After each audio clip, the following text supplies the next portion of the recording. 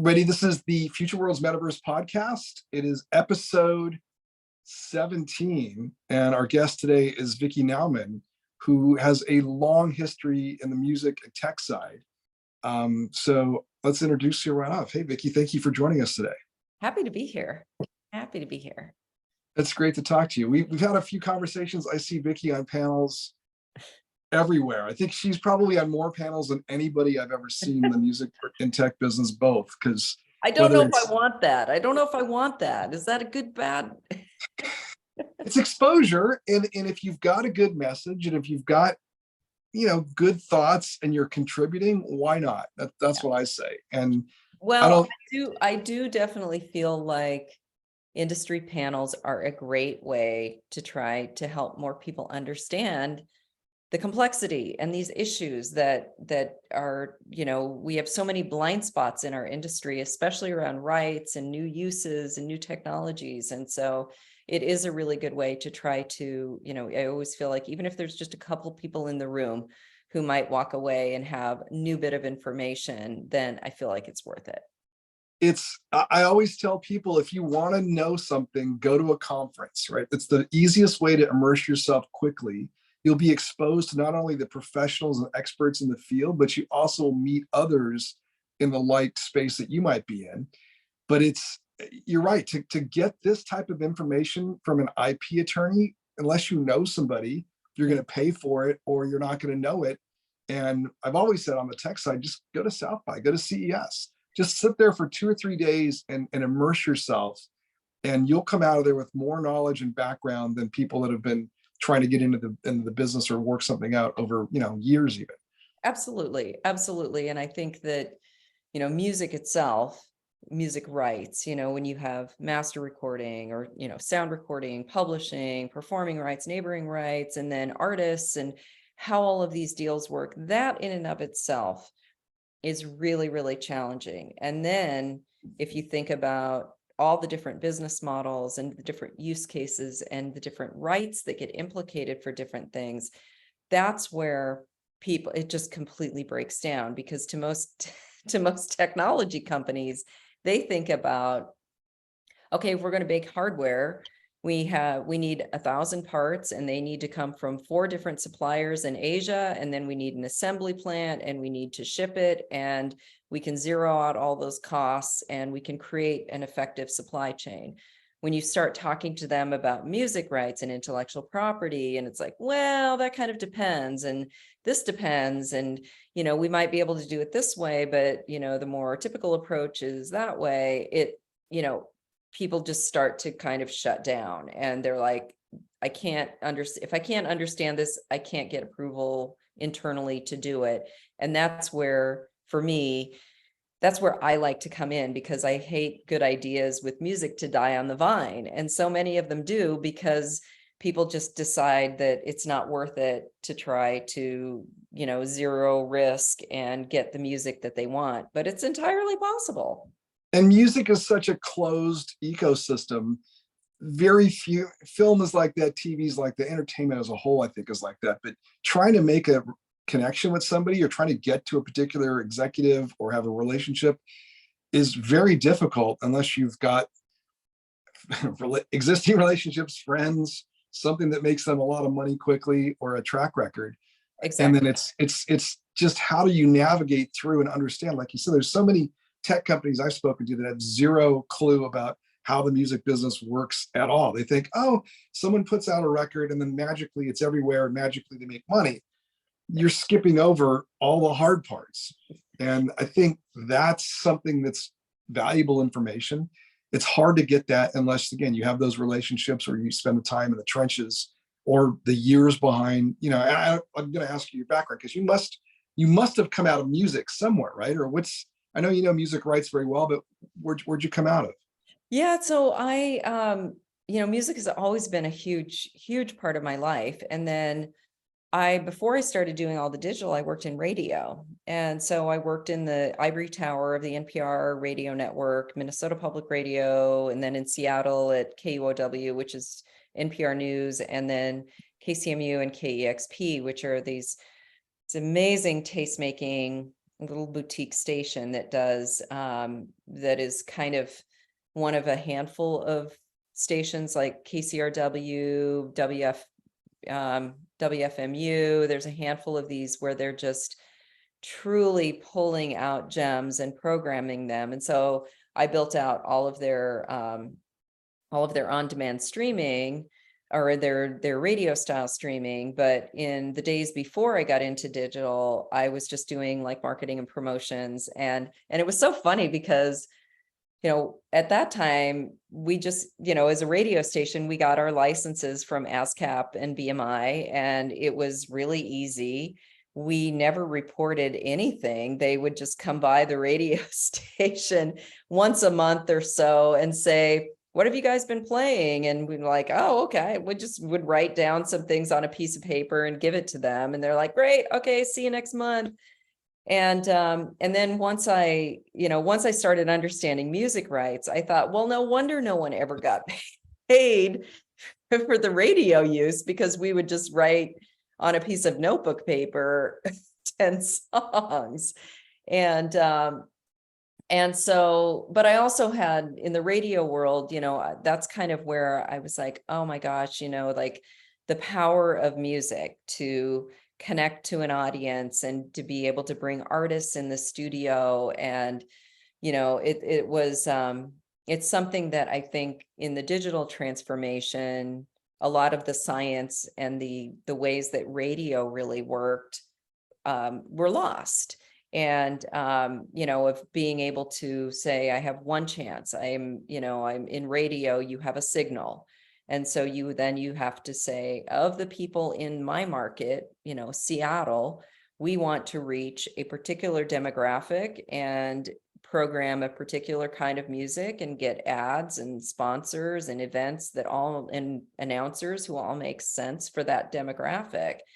And most digital now is we're going to put everything out to everyone and let people find something they love.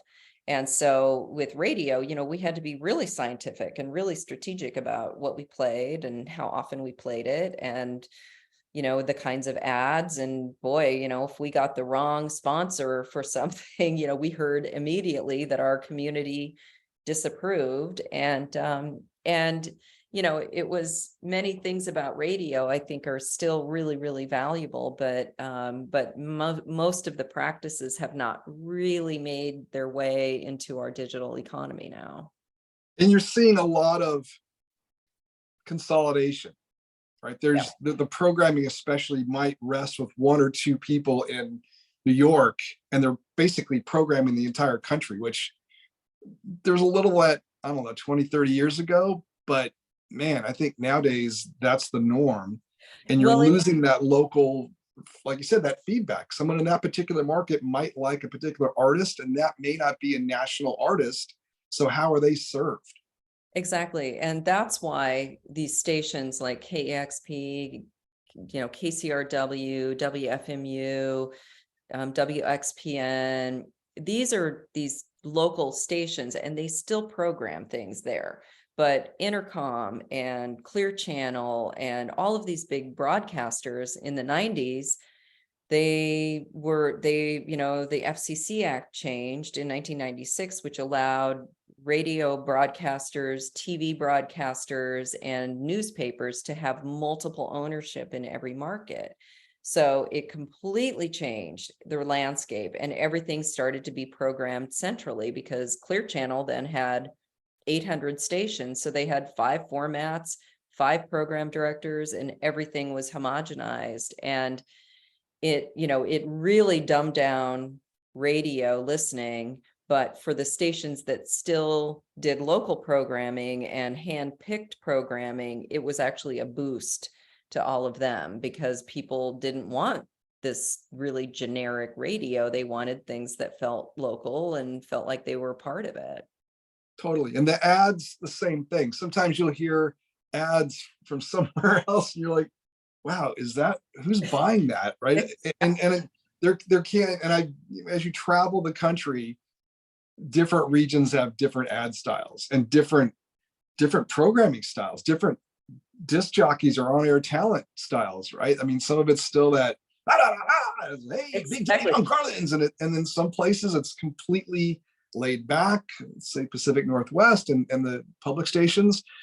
So there's definitely, like you said, different tones and different speeds for people. But I'm wondering how you went from that into more of the pure music or the right side and the tech side. How did you get out of the radio realm and move forward?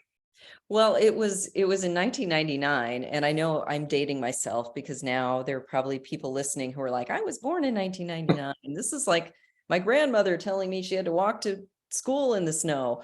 But in 1999, when the first Napster happened, I kept reading about it, and then I thought, well, what is this? So I downloaded the Napster client, and I looked at it, and I saw this little gray interface and just millions and millions of people, every song imaginable.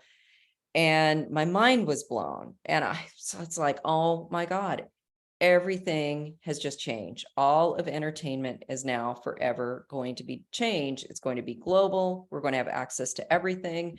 And it's hard for people who, it's hard for me to even remember, but people who weren't around in those eras to remember that the only way that we could hear a song was if a radio station played it. And then the only way we could own it and listen to it was if a radio or a record store stocked it. And so this was such a revolution for me to think about no longer having to go and dig in the cutout bins and the import bins and try to find the cool new music that was coming out of Europe, that it was all going to be online. And so I thought, I want to figure this out. And I got hired as, in the product group at Real Networks in one of the first legally licensed. There were two legally licensed services. There was Press Play and MusicNet. And MusicNet was the one that I worked at, that was a joint venture between Real Networks and three major labels at the time, which was EMI, Warner, and BMG. And so that was kind of my first foray into this. And I didn't really know anything about rights, but I was learning. And then in this joint venture, it was really, my job was to try to get music and then, figure out what the business model was for this new consumer service. And within a week, I learned that even though we had these three major labels as joint venture partners, that none of them would actually give us any of their music. And so I thought, okay, this is going to take a really, really long time to figure out this whole digital music thing. Because when I had first tried Napster, I thought, oh, this will take maybe 5 years, because all we have to do is, the technology is now there. All we have to do is legalize it. And everyone's going to make so much more money, and it's going to be great. And it'll take a couple years. And here I am 23 years later, still trying to solve these problems. I remember when that happened, and you're right. To explain it to someone who wasn't there, the impact that it had on the industry as a whole was like a light switch. And one day, all of a sudden, revenues were cut down by, I'll just say, 80% in some cases. Rosters were for sure cut down by 80% in many cases. And it was litigious. I ended up talking to Fanning, man, this is many years ago, but I had a chance to interview him, and I talked to him for 4 hours. And I'd gone up there in San Francisco thinking, this is like probably this guy that had some evil intent and was trying to be, the monster of music. And it was the furthest thing from the truth. He was a guy, he just loved music, loved world music. And so I just wanted to share with my friends, and we developed a file sharing protocol, and we were able to share music. And I think when Parker came in, Sean Parker became his partner, he brought a little more business sense and a little more dog eat dog ethos into that formula. But they did sit down with all the majors, and they said, they had a meeting, and they said, we want to partner with all of you. We want to work with everybody, work out how this payment works, work out how the sourcing and licensing works. We want to do it the right way. And all of them, I think with one exception, it was either Sony or Warner's, just said, we're going to sue you. We don't care. We're going to sue you. And the problem was, everything was on a CD, and CDs are digital masters. So Right. you've already got the master recordings out in the public. Anybody can record and share it and record it again. So they were basically, the horses had left the barn, and they were saying, now we're going to sue you, even though the horses are all out there. So but it was that irreverence, and I guess Napster's back, right? I saw Yeah. Jason or John's back running it now. They're rebranding it or redoing it. Yeah, it's bounced around because once, I mean, they did get sued into oblivion, and, as, Kazaa and LimeWire, there were Morpheus, there were lots and lots of companies that popped up with file sharing networks, similar to Napster. And so it was truly like from 2000 to probably 2008, it was just whack-a-mole, where they were trying to stop all of these illegal services, suing them, doing whatever we could. But Napster sold its brand to a company, and it bounced around. It was owned by multiple different parties, and then Best Buy owned it at one point, I think, right? yeah, exactly. And then it kind of merged, into Rhapsody, which was one of the earliest music companies, online music companies. And I still am like a rooter for them to stick it out. And so they changed, but then they had Napster in Europe, and they had Rhapsody here, and then they changed their brand to be Napster. And so it'll be interesting to see what John does with it, but I think in those early days, to your point about the conversations with labels, was that, I was definitely one of these people, and you probably were, of like, wow, this is the future. This is going to be great. We are going to be able to make music available online. We can, have people subscribe to it. But people who were running record labels, the only thing they really knew was distribution, was printing music onto CDs, selling them for $20, and it cost about $2. So they had this massively profitable business, controlling radio promo and, working in partnership with record stores, completely controlling the entire ecosystem. Why would they want to get rid of that? They wanted to slow down everything with digital, as and just get as much money out of their physical distribution for as long as possible. And that really went on for 5 to 8 years. And we did have things like iTunes Store in 2003, where we had a legal download market and devices like iPods to be able to store them. But Well, they let Jobs come in and say every song is 99 cents, right? That was, to me, I thought, what just happened? And I think because of that early Napster 2000 thing, that directly led into them saying, tech knows what they're doing. They've got this distribution network. Apple seems safe. At least we can negotiate with them and license with them. They're ubiquitous. Their devices are everywhere. So yeah, 99 cents. That's what a single is. And that was weird. And it was kind of the end of the album, right? Yes, exactly. Before that, a CD, like you said, was $18 or $20, and there was 12, 15 songs on it. After that, it was, I like that song, I like that song, I like that song. I've spent $8 and I have 8 songs. Exactly. Right? Exactly. And then you get into the streaming model, whereas I spent $8 and I have 100 million songs. I know. It's such a, it's like, this is completely intangible. How do you put value on music? Because if we think about what the value is, the monetary value that's assigned to all these different formats, for many, again, for all the people who were not around in the olden days, we had format changes. So you would buy, maybe you have a favorite album, David Bowie, like you love changes. And so, or, Ziggy Stardust. And so you bought that album on vinyl, and then, oh, now there's 8 tracks. So it's like, oh, I'm going to get that. I bought it on 8-track. And then, oh, look, there's cassettes. Oh, I'm going to buy it in cassette. And then CDs come around. You're like, this is it. It's the perfect audio fidelity. It'll never, will never tear. We'll never have a problem. Never skip. buy that. So you've bought your favorite album 4 times. And then digital comes around and it's disrupted. And you no longer have to buy the album. You can buy the song, because maybe, a lot of the music that was being released, there were 1 or 2 great songs and there were 10 songs that you didn't really like, but you had no choice. You had to buy the whole album.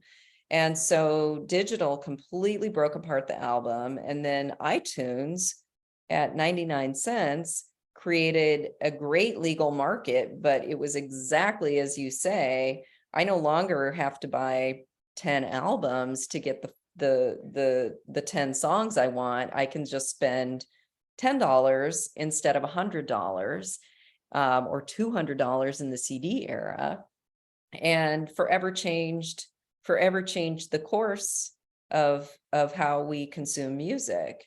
And And generations believe that music, as in my opinion, they think it's free because of the Napster era, where people were literally saying, here's my hard drive, here's 4,000 songs, do whatever you want with them.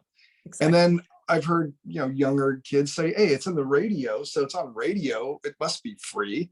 And I always say music's the upside down value prop of entertainment, right? You buy a book, it can be $25 for a hardcover book. Right. You don't even think about it. You might read it twice. A movie is $20 to go see a movie. Maybe you go see the movie once, maybe twice. A song, your favorite song, my favorite song, I'm sure I've listened to at least 10,000 times. I'm not even exaggerating, right? Over the years, thousands of times. It costs me, I could get it for free. And if I subscribe to a Spotify or a Deezer or an Amazon, I'm paying $5, $8, $10 a month for as many pieces of music as I want, 24/7, as much as I can listen to. Yeah. And you think, wow, a book might have 1 or 2 authors, maybe, publisher. A movie has a lot of moving pieces, obviously, a TV show the same, but a record has generally a team of artists, production people, a label, distributors, publishers. How do they make that work? When you're talking about 0.0005 cents per stream versus $25 for a hardback book, to get to $25 from 0.0005 is hundreds of millions of streams. Yeah, exactly. And probably about 5 years ago, it was before the pandemic, but I decided, why don't I have a turntable? And so I got a turntable and set something up. And then I saved one tiny box of records from long time ago. I gave everything else away, which I'm still mourning. I really wish I hadn't done that, but I did. And, but then I went to Amoeba, and, and we're in this era of like, am I going to hit the subscribe button for $10 a month for all the music that has ever been created? That feels like such a huge commitment. And then I went to Amoeba because I thought, oh, I need some records. So I went to Amoeba, and within an hour, I spent over $200 on a handful of records that I was so excited about. I thought nothing of spending $200 in an hour, but I contemplated, should I really subscribe? Do I really want to do that? And so, and then you look at the amount of money that people spend on concert tickets, extraordinary amounts of money to go see an artist that you love. But I just don't think that the business models, I think streaming works it served an incredible purpose, which was to migrate people from piracy to better experience, where the music, the bad things about the P2P systems were you often downloaded viruses to your computer.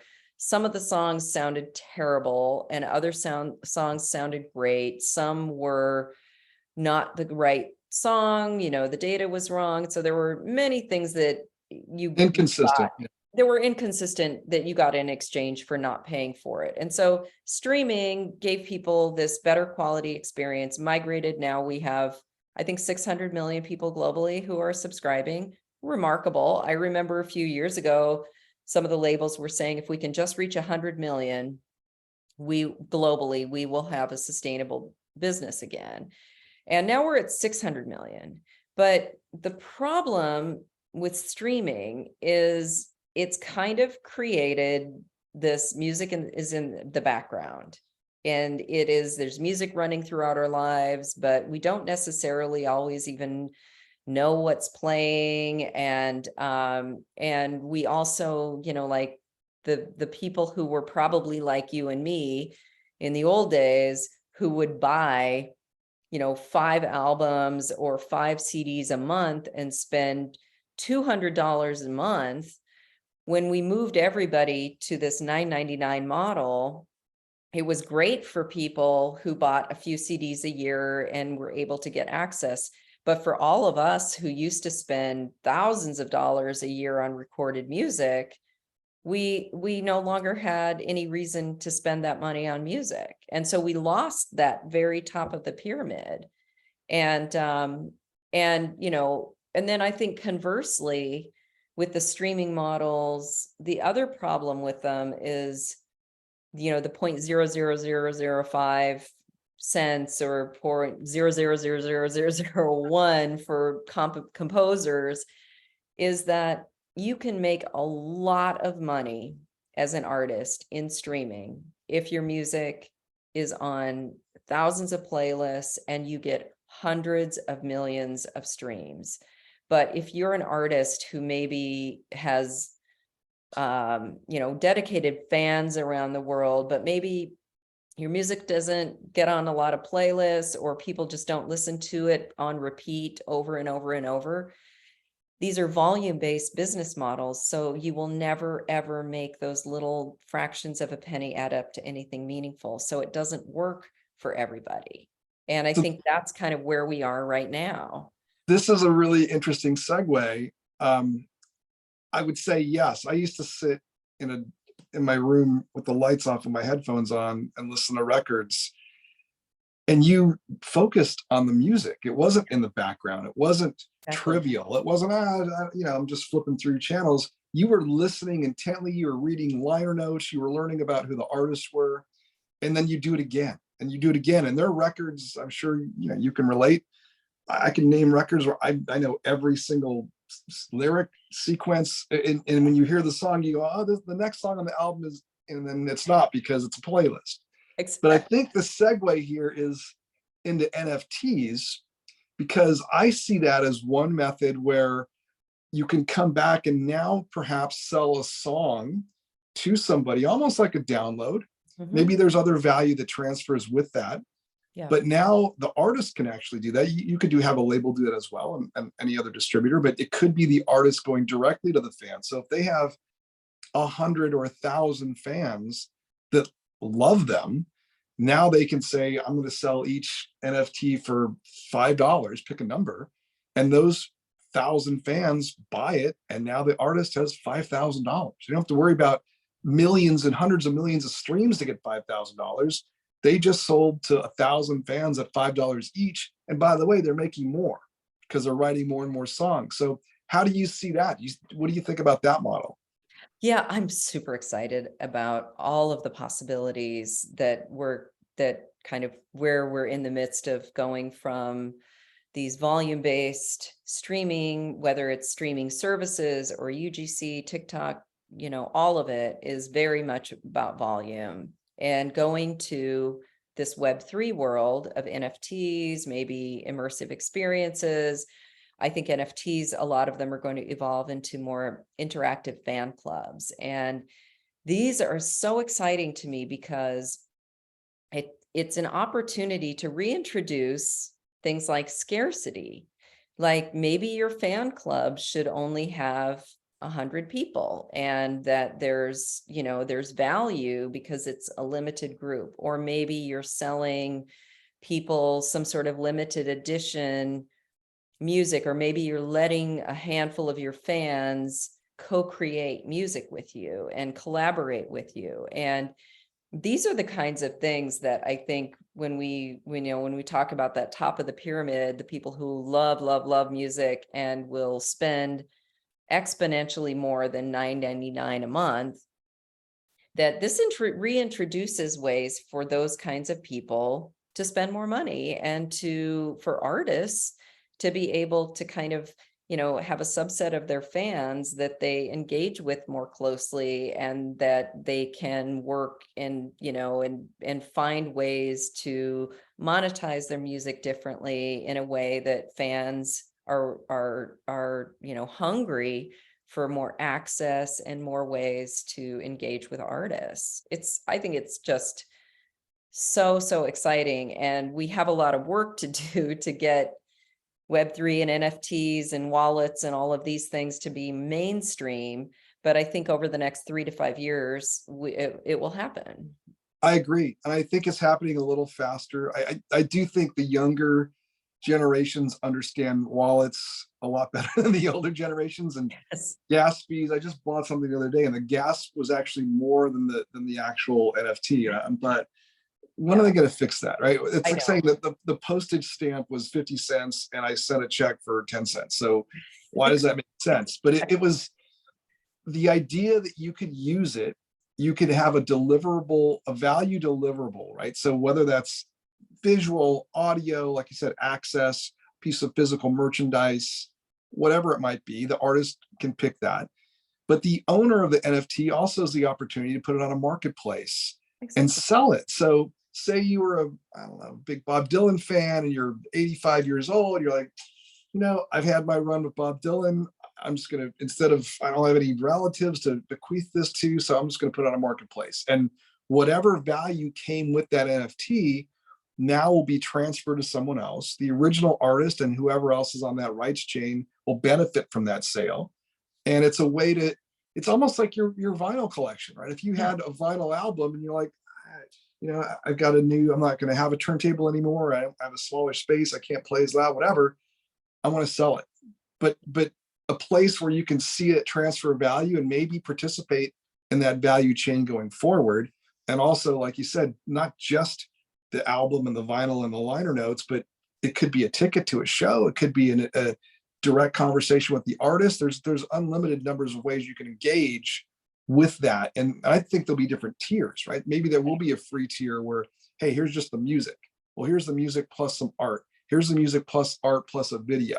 Here's music plus art plus video plus a ticket, and then so on and so forth. And those price points will be commensurate. And it's just like buying a car. You can have the base level car, which is 50 grand, or you can add leather seats, which is fine. You just build that the way that you want to customize it. And I think people that are big fans will understand the value of each one of those levels. And I think that value will go up. And as artists, sad to say, as some of them pass away, the value even goes higher, right? Because you'll never see that artist live again. But this particular NFT contains maybe a limited edition video, a conversation you had with them offline that was direct. Again, I don't know what could be contained there, but the value that could be transferred with them could go generationally. So I think it's a great opportunity. I do too. And I think the world that we're in right now with social media and UGC and streaming companies, all of that is going to continue to coexist as this new economy evolves. And so I think that they're really very different purposes. And I don't see like, I spend time on an NFT or a fan club or some gamified way of engaging with music over here. It's not necessarily going to be like, oh, I no longer want to subscribe to Spotify. I think that these things they're really compatible, but they're like these two totally different ecosystems and two totally different ways of engaging with music. And I think that if we fast forward to 10 years, maybe, when more Web3 things of experiences and all of these different kinds of, ways that we can engage with music, when those become more mainstream, it will be a crunch on our time of how much time then do we have to spend listening to music versus doing, online games and all these other things. But I think that both of these economies are just going to continue to evolve side by side. And And we're, and I think the best example of how that it sort of already works is what we're seeing with TikTok and streaming services, and how, people discover, like, an older song, Fleetwood Mac, whatever, they discover it there. And then they go to Spotify and they make a playlist and they create, and it is really interesting because this younger generation, many people going, from TikTok into streaming platforms, they are much less likely to listen to pre-programmed playlists and much more likely to make their own. So, there's already these little bits of user behavior of how these cross platforms are kind of pollinating. And I think with Web3, it's going to be like that as well, because you discover someone, maybe you're listening to something in your streaming service, you see that artist in concert, and then you see that there's an opportunity for you to be a part of a community or be part of a fan club and get access to maybe a rare good or some limited edition and some way to engage with other fans of that artist. These things are all really, really compatible. And I think that the user experience is pretty clunky right now with most Web3, like buy some crypto, create a wallet, get a MetaMask account, transfer your crypto into the MetaMask account, link the MetaMask account to an NFT platform, then unlink it because of security. And, and like, that is not a mainstream experience, but it will get there. We will get there. Same with the live space. I was just thinking about that because a lot of these concerts, especially in Roblox, it's still, I won't say 8-bit, but it's still, you're a blockhead going through space, or you're watching, a 2D representation. I do think on the gaming platforms, because they have a lot of eyeballs and a lot of financial resources and the computing power, you'll see more photorealistic. And there's no reason, if they can build a Madden, which looks like you're in a real football game. Sometimes I'll look at the screen, is that a game or is that TV? Because it's so close. But I'm going to bet that the live concert experience is going to become much more immersive, and artists are going to be able to interact, and you're going to have your choice of a point of view on stage, whether you want to be sitting behind the guitar player or off to the side or in the drummer's spot, wherever you want to be, and experience music in a whole different way. So I think there's a lot of opportunity on that side. What do you think there? I do too. And I think, during the pandemic, we had the ability to do live streams before the pandemic, but then the pandemic, everything shut down and nobody could tour. We all lost this huge part of our lives of going and gathering at a club, and live streaming became this kind of lifeblood, but there were problems with it. There were problems with monetization. There were also, I think, a lot of people really want, I think, for these things to work, they probably do need to be time shifted and being able to be recorded and made available on demand. And none of that is easy. It goes back to music rights. So a lot of the companies just were doing, one-time live streams, and it was something that I think, was a bridge to the end of the pandemic. But then we opened back up and there was so much pent up demand from both fans and artists to tour that live streaming kind of got pushed into the background. But we're getting now back into more normal. I mean, like last year was insane, like in 1 month I went to see, New Order and The Who and the Black Keys and Phoenix and Roxy Music. And it's like, it's not typical. Everybody was out. Yeah. Everybody was out.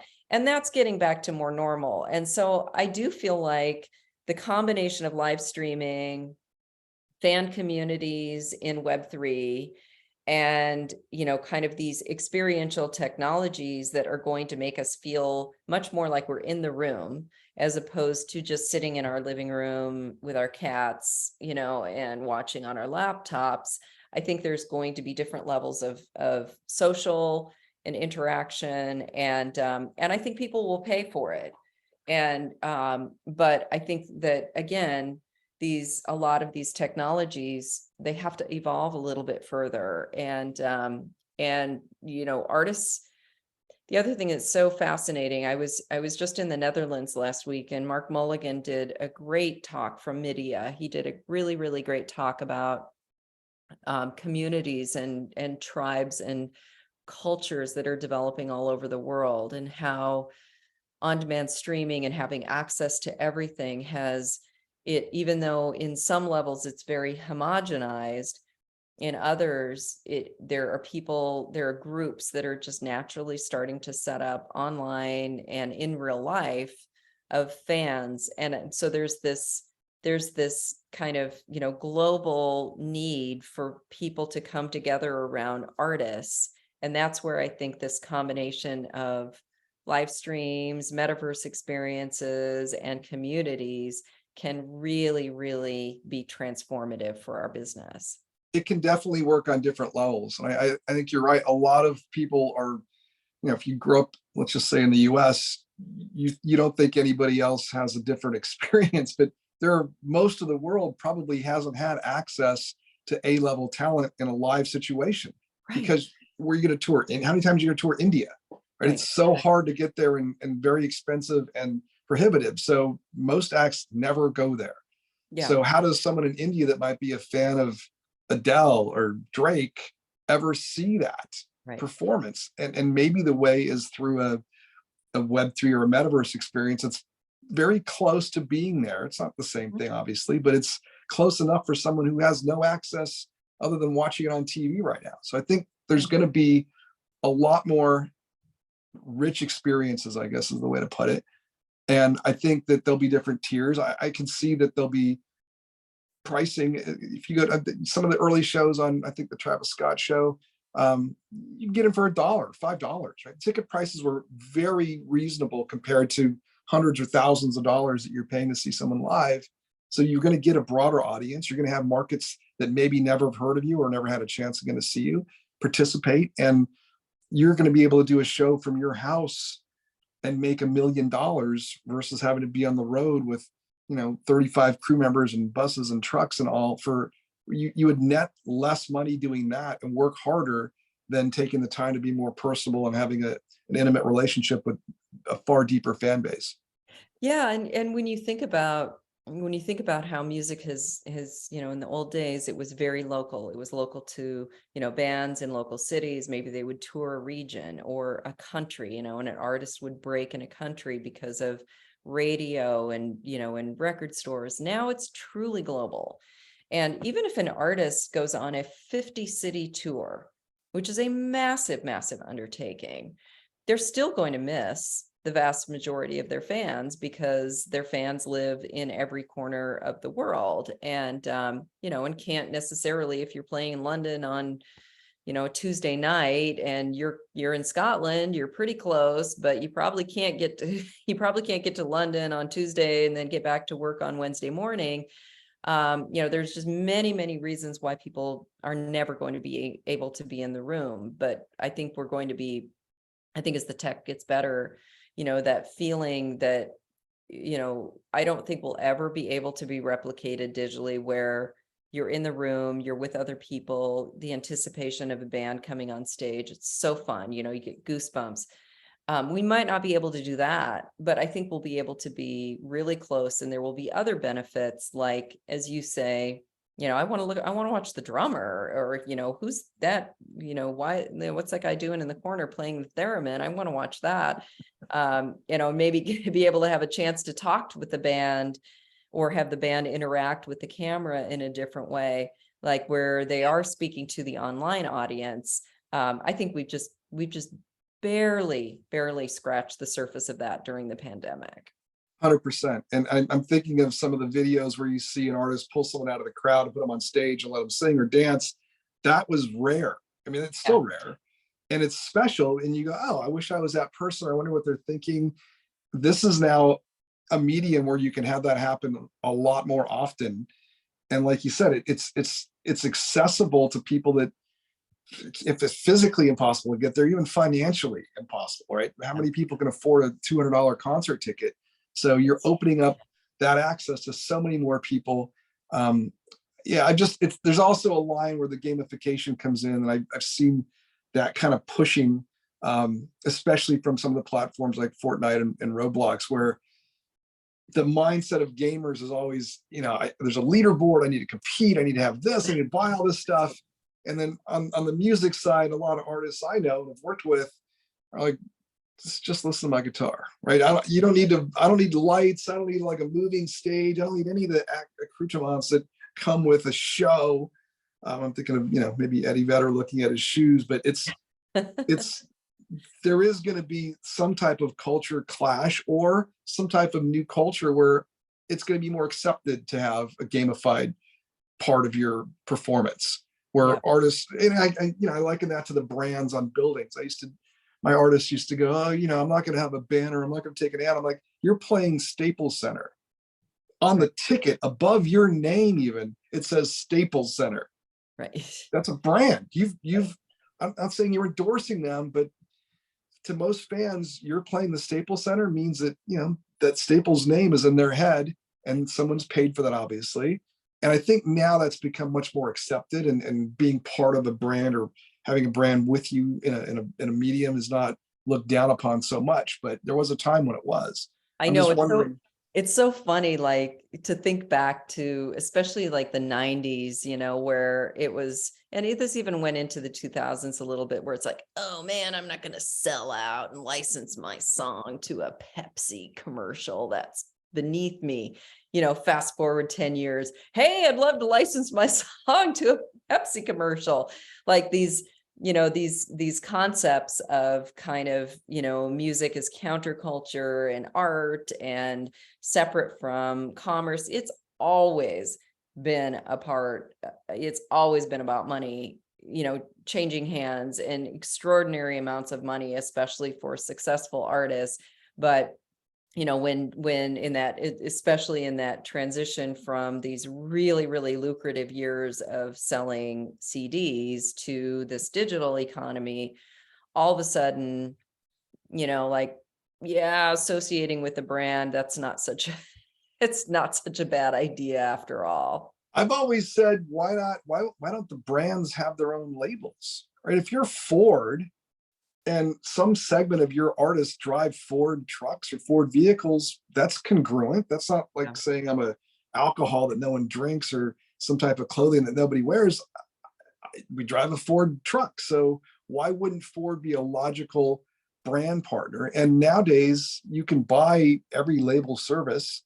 So you don't need to be signed to Warner Brothers. Exactly. Ford can provide a budget that will get you marketing, radio, promotion, publicity, distribution, what have you. It's not the worst. It's not the worst case scenario. And as you know, many of these labels, I think all the major labels are all offshore owned, right? Vivendi's French, Sony's Japanese, Warner Brothers. Are they owned? I can't remember who owns Warner Brothers, but it's multinational brands.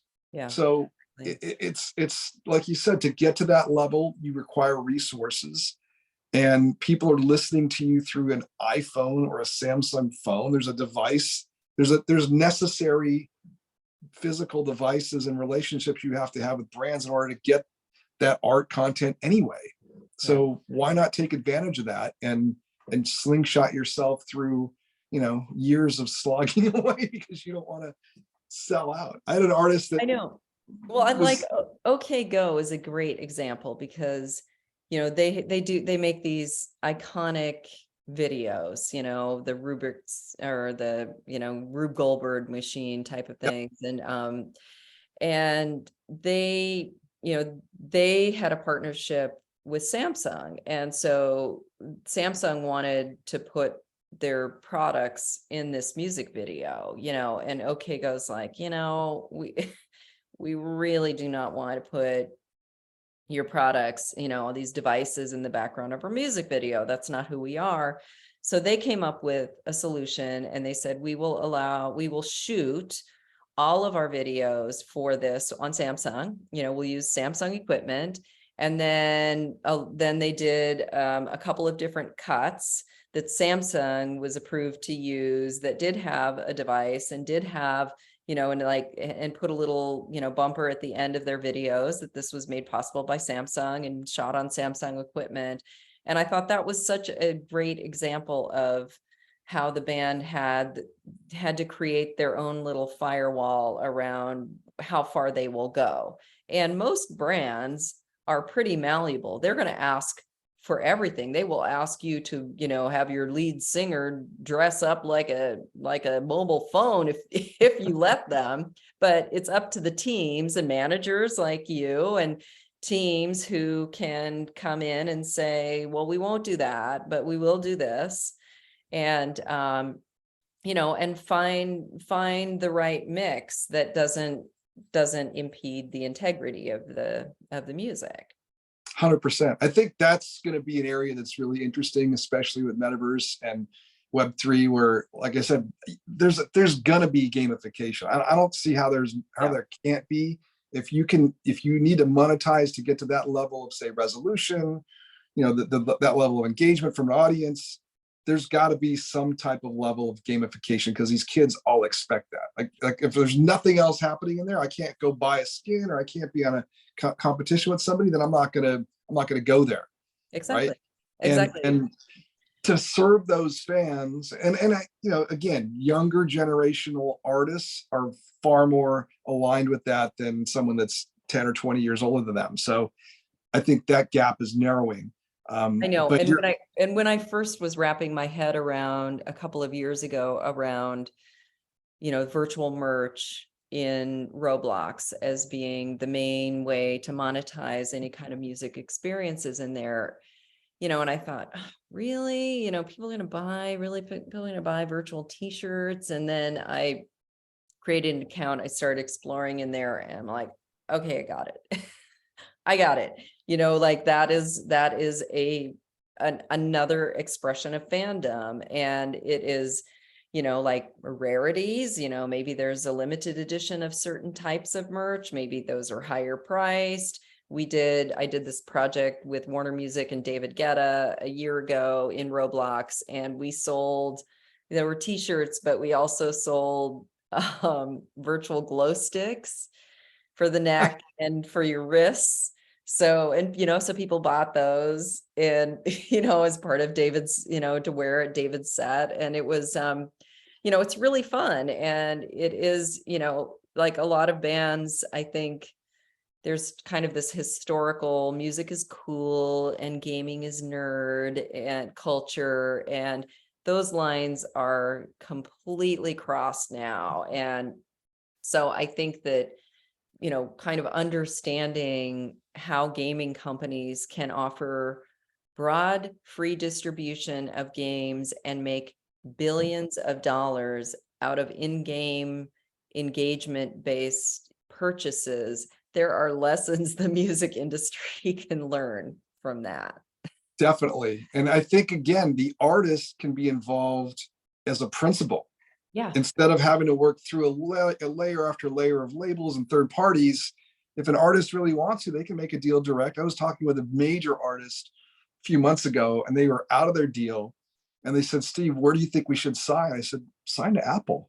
And they looked at me like I'd hit them in the face. Like, what are you talking about? I said, well, if you're at that level and you own all your stuff, right. Apple's the most financially successful company in the world, I think by a factor of many. And they have the hardware, they have the distribution system in place. And if they want to push a button, they'll accelerate your career and fan access to a point where you couldn't do it anywhere else. And they go, well, wouldn't that affect our relationship with Spotify? I said, Spotify, if you're with Apple, Spotify is, it was hard for them to understand that because they came out of the major label system. They had a lot of success with them, obviously, and would always rely upon a record label to do all of that stuff for them. And I said, again, it's just cash, and you could hire a team, your managers could hire a team and build an entire ecosystem that you control, is accountable to you, doesn't have other priorities like most labels do. But it was like they'd never heard that before. But I think you're going to see more and more of that, back to the branding, the brand relationships and associations. We're a brand that makes strategic sense and is aligned with your interests. That's Right. Why wouldn't you do that kind of a deal? Exactly. And, and right now it's relatively easy if especially if you have a name recognition. So you're exiting your major label deal and you're like, I'm going to leave all those recordings behind, but I'm going to make my new work and I'm going to design my own creativity, my creative destiny. And, you can sign up with any number of distributors, own your own rights. You can have your publishing administered by someone like Cobalt or BMG or Songtrust. And that's your plumbing, get your music out to everywhere. And then you can start layering on top. Who are your brand partners? What do you want to do with your fans? How are you going to market this? What are you going to do with your tour? And these are things that can probably be paralyzing to acts who have always just put that in a label's hands. But that's why, I think there is kind of a myth that there's the do-it-yourself artists. Most artists of any size and merit have a team. And so then if you want to do Web3, get somebody on your team who understands that, get someone who understands touring and merch and, monetization, just like you would in any other small entrepreneurial business. And, and get your rights clean and clear for everything that you do. But you can layer on as much or as little as you want. And I think I think especially for these bigger acts that finally get their rights back, or they get the independence that they wanted. It's like you can basically do anything you want. And that's a really exciting, but probably kind of a terrifying white canvas for many. It can be a leap of faith, but like you said, if you build the right team and you're confident that you've got people around you that know what they're doing, there's going to be missteps, no doubt. But better to move forward with missteps than to paralyze yourself in the past. And I think there's a lot of artists that I've spoken to them. I've spoken to their managers, and they want someone else to do it first. And I keep saying someone else will do it first because it sounds like you're going to sit there and watch. Right. And you'll get benefit from it. Obviously, there is a risk involved, but if you own your stuff and you trust yourself, and your fans are going to trust you, and you're with them on this journey, and that's, I think, one of the other precepts of Web3 and Metaverse is your community is much closer to you, right? You can put up a poll and say, guys, what do you think we should do? Right? Would you like us to partner with these brands? Which ones make sense for you guys? Right? Would you pay X for a digital skin?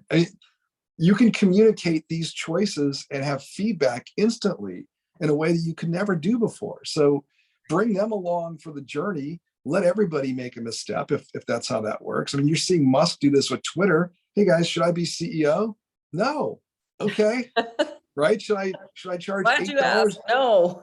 He was going to charge $25 for the blue check mark, and some company came back and said $8, and he goes, okay, $8. I mean, this is immediate feedback and course correction in the 2020s, right? Where you can have that relationship, open that transparency up a little bit, and build something with your fan base instead of against them or over the wall from them. Right.